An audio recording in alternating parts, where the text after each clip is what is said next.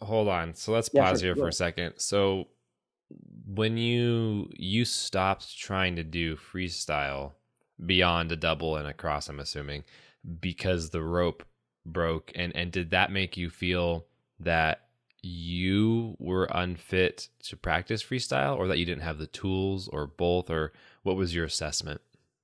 I felt that one, I wasn't ready for it, and number two, I was using the wrong rope handle. And Hmm. at that time, I felt that ordering from a rope company that offered shatterproof handles was a bit of an extra step. I didn't feel that that was necessary at that time because Yeah. I just wanted to really focus on unlocking, the stuff that Floyd Mayweather could do, which every, I'd say, beginner fitness-based jumper would really want to do at that stage. So I just focused on that. And Well, we yeah, talked about this a lot in our live, but this is why I think information and context and this kind of real, authentic information is so important to put out yes, in volume, is because your first reaction when that rope handle broke was that it was caused by you, and it was it became attached to your self-esteem, not in a huge way, it seems like, but it still was self-reflecting on terms of, I'm not ready for this, this was my fault, I don't have the skill for this, when in reality that's not the case. You just needed more information, right? exactly. You're absolutely and right. and this is why I wanted to stop here, because I see this happen as a coach so much that when people's scope of information is limited and they don't have the full picture, like what happened to yourself, they will put off learning freestyle or put off learning these things because they don't because they don't know. They just don't know. It's that simple. And it kind of drives me crazy because I don't think everyone needs to do freestyle, but I do think everyone should believe that they have the power to do it should they choose to, and it's not, it's, while certain ropes obviously are far more designed for freestyle, um it's the evaluating a mistake as a self-esteem assessment that I think is such a big issue. Has that happened since learning the mic release, or have you kind of grown out of it and seen it more as a skill, or some other option?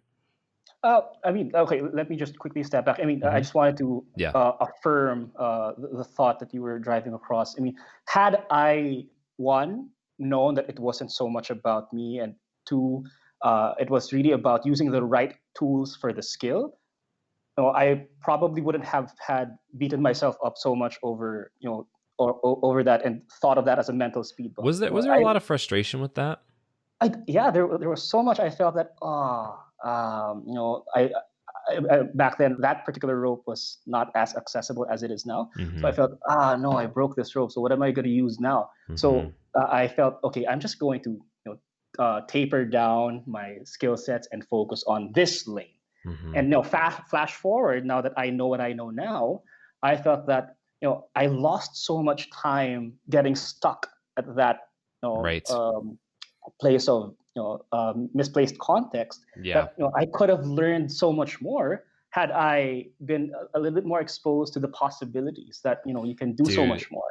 Yeah. this, like, oh man, this is like a trigger for me, like, as a coach. It's like, because it this like, what bugs me the most about, and most, just let me qualify, most things don't bother me because I understand that everyone in jump rope everywhere, no matter what your goal is, we're all just coming from a different perspective, we have different lives, right? The only thing that actually does bug me is when somebody stops jumping or stops believing in themselves because Right. Right. of information that did not serve them.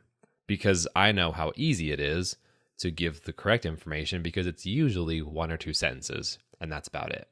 You know? And so it's a bummer to hear that you lost the time and that you had a hiccup, but But has that changed moving forward as you've learned more? Have you changed your perspective on that? I also asked you a different question a few minutes ago, so you can answer that one too, or we can just keep moving forward. I'm just rapid firing so many different things to you Sure. right now. I guess I'll just address the this latest one. Yeah, the landscape has definitely changed since Hmm. then. Now that I have a little bit more access to the right, I'd say the right ropes or the right Hmm. handles for the skill, the mental blocks are next to none. It's just a matter of putting in the work. I'd say there was a bit of a turning point fortuitously during the lockdown period, Hmm. where I felt, okay, if I just put in the time and consume and absorb as much available media out there as possible, then I can be a little bit more informed, and that will help guide how I structure my training. Hmm. And that has just unlocked so many doors for me as we went along.